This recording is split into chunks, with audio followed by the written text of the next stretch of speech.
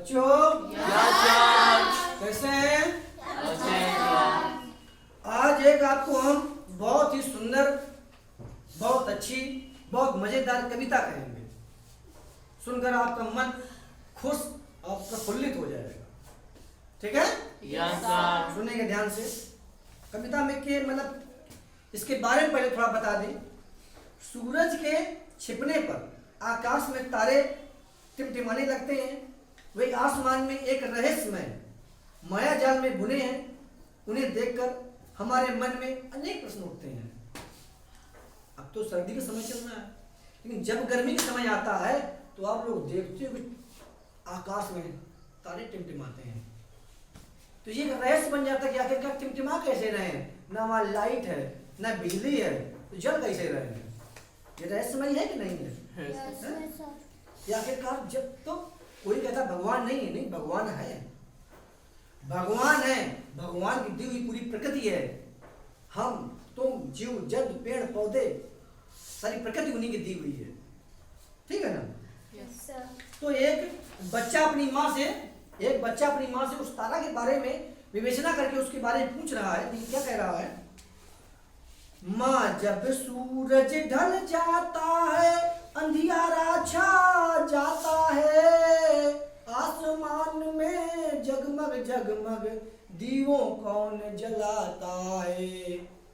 बच्चा कह रहा है, मम्मी ये बताइए, जब अंधेला हो जाता है तो हमको ये बताओ कि आसमान में दिया कौन जलाने जाता है? कौन दीपक जलाता है? ये तो बताओ।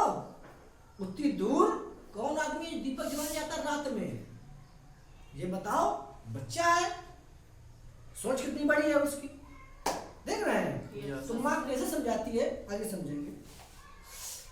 रात बीतने पर सपनों की जो दुनिया चमकाता है, जो सोने चांदी की किरणें धरती पर फैलाता है। कह रहे हैं कि रात जब बीत जाती है, सपनों की दुनिया जब रात बीतती है तो सपनों की दुनिया चमकाता है, तो सोने चांदी की जैसे किरणें सूरज निकालता है सुबह में, तो सोने और चांदी की तरह किरणें चमकती हैं उसकी। चमकती है ना? ये कौन चमकाता है?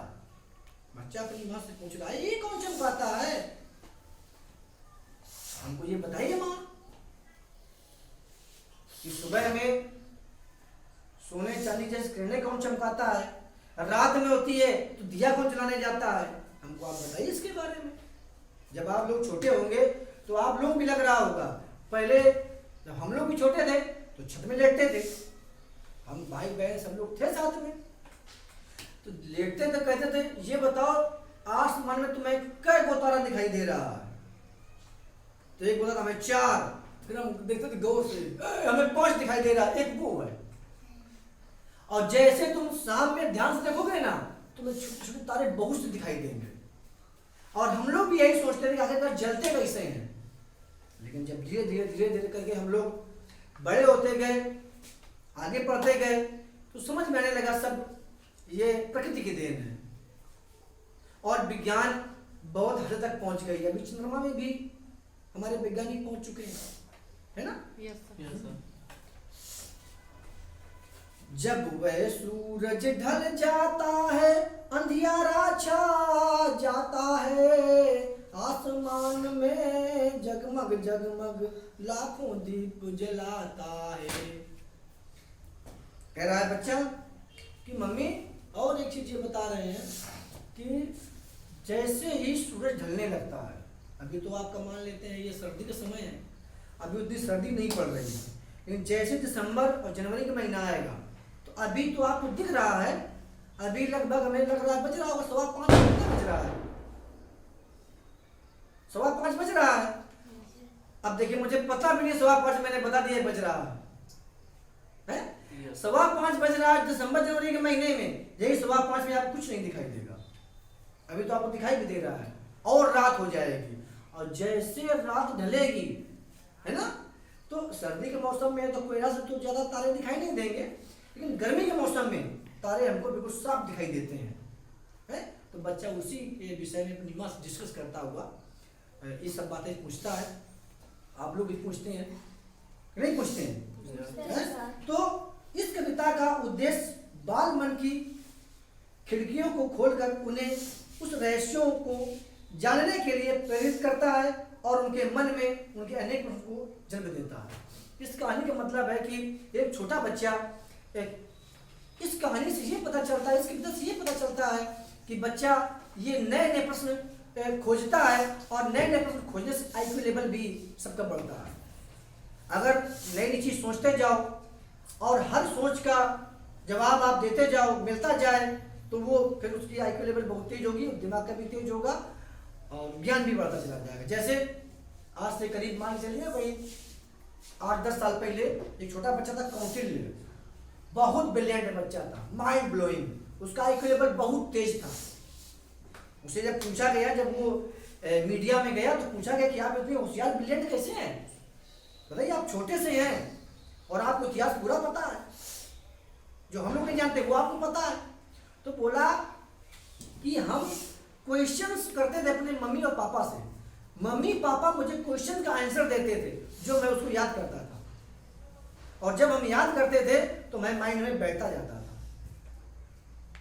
मतलब कहने का एक सीधे यही है कि आपका आईक्यू लेवल तेज और याद रखने का सरल तरीका है कि अपने दिमाग में फालतू चीजें मत लाओ, अपने दिमाग में फालतू चीजें मत लाओ, अच्छी चीजें दिमाग में मंथन करो और जो हम पढ़ाएं उसको 1-2 बार रिवीजन कर डालो कि, और दिमाग में सोच करके कि सर आंख मीच करके कि सर गए थे तो सर के यहाँ उन्होंने पहले हमको हिंदी पढ़ाया, हिंदी में कविता पढ़ाई, कविता में उन्होंने मोहनलाल द्विवेदी ने लिखा था, कविता में था चांद का कुर्ता, ये उसके मतलब एक बार पूरा तुम देख लोगे ना दिमाग में तो समझो पूरा बैठ गया, तो कभी जिंदगी में तुम भूलोगे नहीं, कभी जिंदगी में नहीं भूल सकते हो।